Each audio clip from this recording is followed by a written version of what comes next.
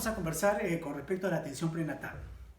La atención prenatal es una de las actividades que desarrollamos los ginecobstetras que más se ha visto afectada por esta pandemia. La pandemia ha priorizado recursos sobre todo a la parte de adultos y enfocándose al diagnóstico y tratamiento de las complicaciones pulmonares que ocurren en pacientes con COVID. Es por eso que es necesario conocer muchos aspectos importantes sobre la atención prenatal dirigido a nuestras pacientes. En primer lugar, la atención prenatal tiene un objetivo principal, que es garantizar que la madre y el bebé o el recién nacido no presenten complicaciones, se presenten saludables al momento del parto.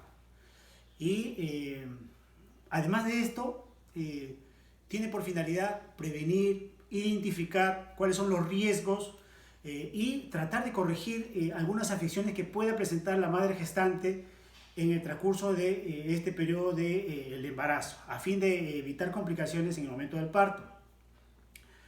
Y otro objetivo también que considero importante es que es el de educar a las pacientes. No solamente identificamos factores de riesgo, corregimos problemas médicos, sino que también tenemos que educar a nuestras gestantes, en el sentido de que hay unos hábitos saludables que benefician enormemente en esta etapa de lo que es el embarazo. Como así también practicar ejercicios en forma rutinaria. Todo esto contribuye pues a que tengamos un objetivo final, que tengamos una mamá junto con su bebé saludables y felices. Ahora, ¿cómo es el proceso de la atención prenatal? De hecho, empezamos con la anamnesis, que viene a ser el interrogatorio a la paciente, dentro del cual uno indaga algunos factores de riesgos, antecedentes familiares, antecedentes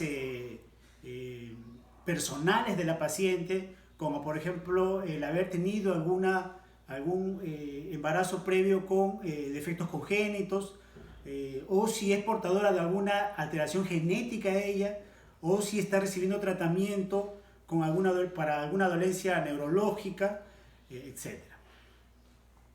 Entonces el interrogatorio es importantísimo, porque ahí de primera mano vamos identificando que nuestra paciente no presentará problemas serios durante los siguientes controles prenatales. Ahora, la anamnesis se apoya en el examen físico. Tenemos que valorar lo que son las funciones vitales de nuestra paciente. Tenemos que ver cómo está el peso en este momento de su primer control y determinar pues si es que ya hay cambios como resultado pues del embarazo en nuestra paciente. Entonces, empezamos por la anamnesis, el examen físico y nos apoyamos también de la solicitud de unos exámenes auxiliares. Estos exámenes auxiliares, las pacientes lo conocen, está el hemograma, el examen de orina, el urocultivo, el grupo y factor, pruebas serológicas para VIH, VDRL, pruebas para hepatitis, su Papa Nicolau, etc. Todos estos exámenes en un primer momento ayudan a determinar en qué estado estamos partiendo en el control de este embarazo. Ahora, resalto esto porque es importante. En este primer control uno ya tiene que identificar algunos factores de riesgo que pueda tener la paciente.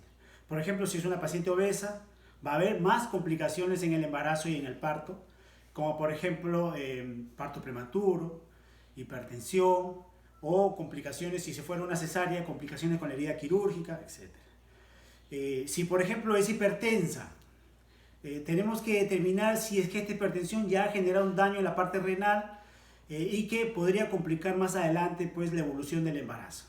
O si es que tiene alguna enfermedad neurológica, como por ejemplo epilepsia, donde necesita pues, medicamentos que muchas veces son teratógenos y que no lo usamos en forma habitual en el embarazo. Entonces, después de hacer todo este panorama general, ya podemos empezar a hacer los controles en forma periódica con nuestra paciente. Hay una periodicidad de los controles. Sabemos que se hace un control cada 4 semanas, en general hasta las 28 semanas. Después de este periodo se espacia un poco y se hace cada 2 semanas, hasta las 36. Después de las 36 se recomienda hacer el control semanal. Obviamente estamos hablando de más de 10 controles, pero se asume de que estos parámetros está más dirigido a los embarazos de bajo riesgo.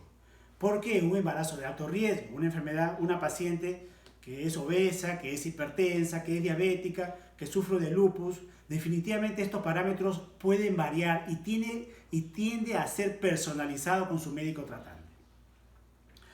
Ahora, esta periodicidad es lo que más se ha afectado ahora en la pandemia en nuestro país. Sabemos que hay teleconsultas, al menos en mi institución hay teleconsultas donde se da la orientación básica a la paciente, se identifica la evolución ponderal o la evolución del peso de la paciente, si tiene alguna molestia, como por ejemplo presencia de contracciones, pérdida de líquido o dolor de cabeza, hinchazón de miembros inferiores. Estos signos de alarmas se trata de identificar en estas teleconsultas a cargo de profesionales para que, si es que está presente uno de ellos, puedan ser derivados a la emergencia y tener una evaluación física de la paciente. Ahora, tenemos que hablar también en esta etapa de la atención prenatal de la necesidad de ejercicio. El ejercicio no está contraindicado en el embarazo, es recomendable y debemos pues hacer 15 minutos, por lo menos 2 a 3 veces por semana. Se recomienda ejercicio aeróbico, o sea, trotar, caminar, no ejercicios extenuantes y de alto riesgo, como por ejemplo montar a caballo o estar en patinete, etc. Entonces, ese aspecto debemos tenerlo muy claro. Ahora, sabemos que en el control del embarazo, las pacientes van a hacer una anemia dilucional. O sea, como consecuencia de los cambios fisiológicos que ocurren, hay aumento de glóbulos rojos, aumento del contenido de plasma en la mujer gestante, y eso hace que sus valores de hemoglobina se reduzcan de nivel.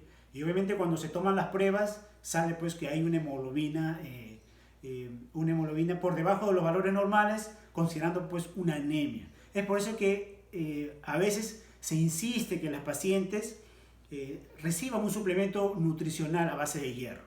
La mayoría de suplementos reponen de 40 a 65 miligramos al día, y es lo que se necesita pues para tener una hemoglobina por encima de 11, que es lo que los ginecólogos recomendamos y lo consideramos óptimo para que no tenga después complicaciones pues en el momento del parto. La atención prenatal es la etapa más importante que se está viendo afectada en nuestras pacientes.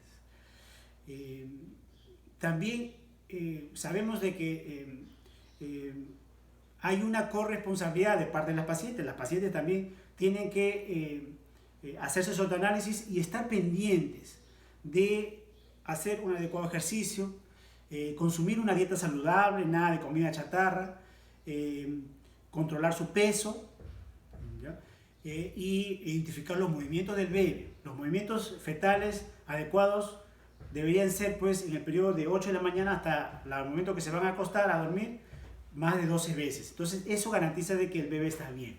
Pero de todas maneras, si es que se nota algo diferente que esté incomodando, dolorcito bajo, disminución de movimientos, hinchazón de miembros, hay que acudir a la emergencia para que tengan una evaluación física.